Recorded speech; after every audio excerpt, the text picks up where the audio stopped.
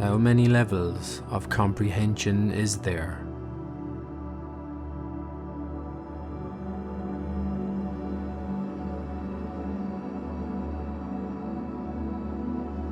Constantly, and with all the strength of their souls, the students of Gnosis long to reach the famous comprehension of the I. However, faced with the daily events of life, they often find themselves in the terrible drama related to the delay in attaining this desired comprehension.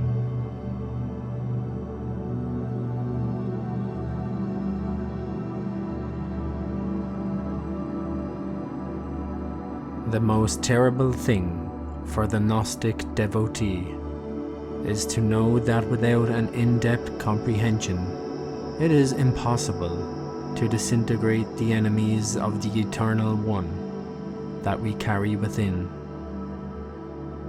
This is a raw and terrible reality. However, it is interesting that we use these lines to reflect on the famous comprehension.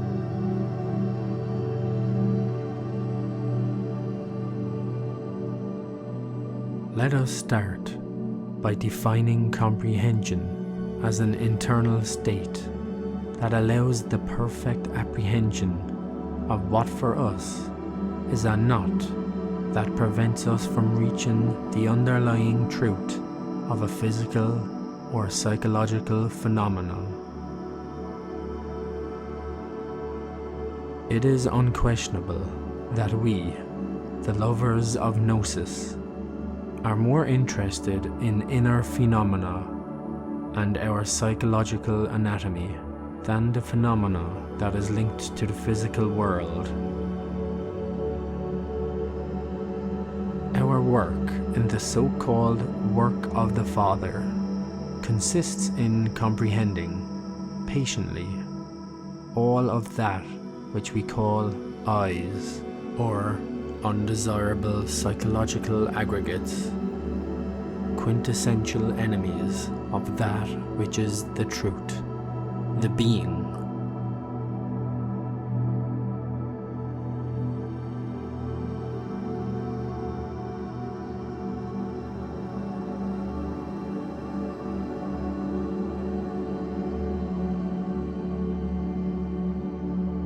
It is unquestionable that this whole process of the so-called comprehension has levels and levels.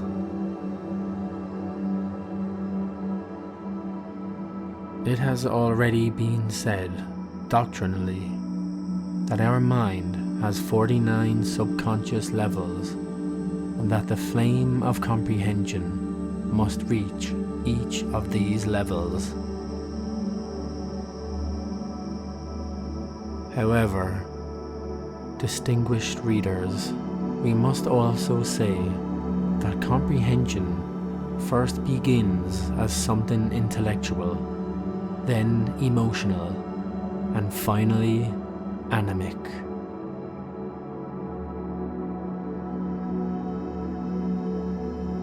When we are trying to comprehend an egoic state, we begin by analyzing it intellectually, and we discover facets of it up to a certain limit according to our capacity of analysis.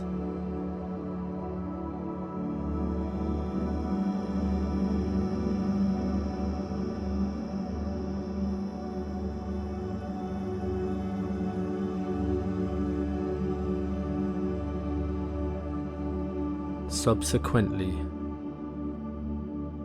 if we persevere in our analysis and our reflections, we start to feel that along with the fruit of our reflection, there comes an emotional feeling that can come from this self-conscious part of our own being, Gnostically called calm.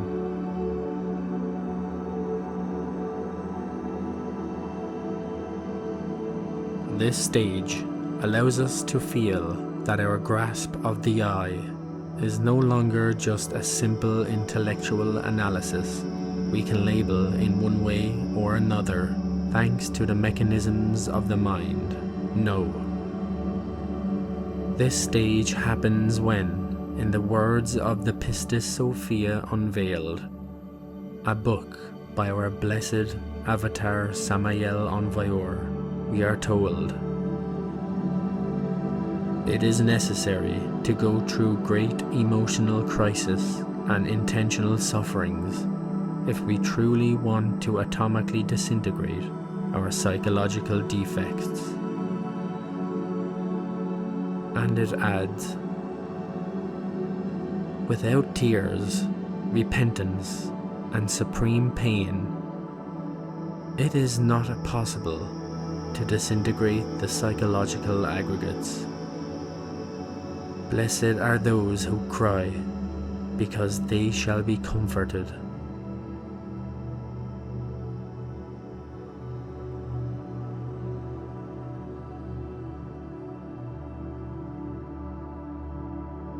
Thus, dear readers, it is indispensable to try to reach, at all costs, this second level of comprehension linked to superlative emotion. This is achieved by combining our profound reflections with voluntary sufferings and conscious sacrifices. It is necessary to fast. It is necessary to also do verbal fasts. It is necessary, on the other hand, to try put ourselves at all times in the place of others, in order to try to abandon our bad egoic habit of believing that we are the only ones who are important, and that we are the only ones who suffer, and that nobody takes pity on us because of our pain. This unhealthy habit of self-pity, false pietism, self-love, and self-consideration is an obstacle for us to be able to advance in the levels of comprehension in our particular individual inner work. Along this path, we will not be able to take a single step forward in our journey towards the being.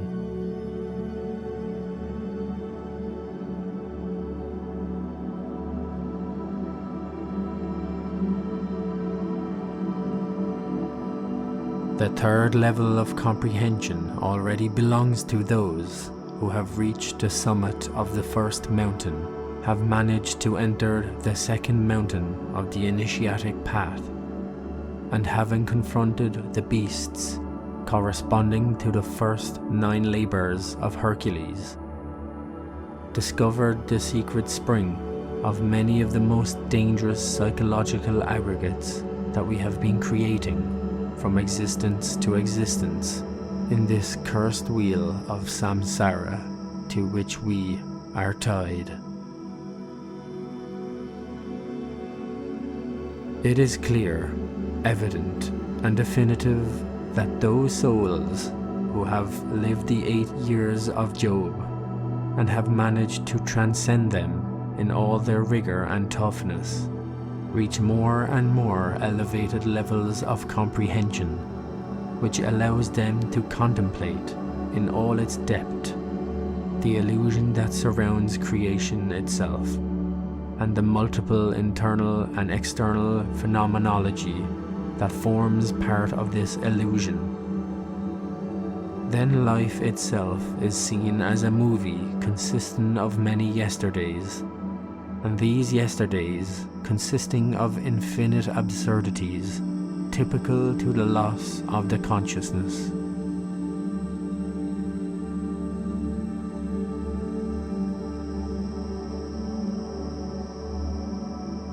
Having reached this point, esteemed readers, the comprehension possessed by the adept is no longer even his own, but one that is given to him by the inner mind.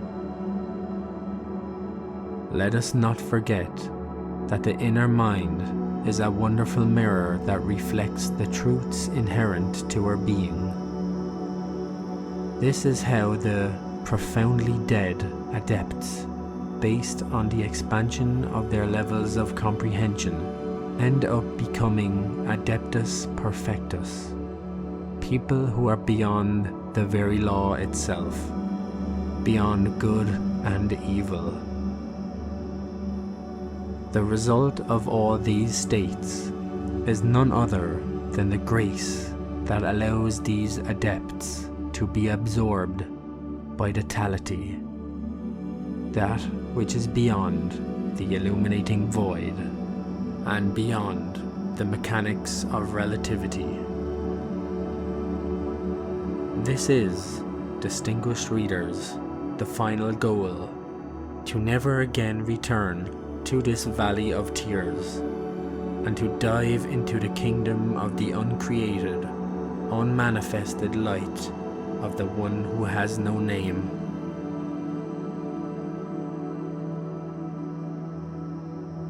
However, let us never forget that everything begins by developing daily in our lives the capacity to know how to patiently reflect, in order to gradually advance in the kingdom of comprehension. Comprehension is the catapult that will launch us towards the true stages of the great inner work.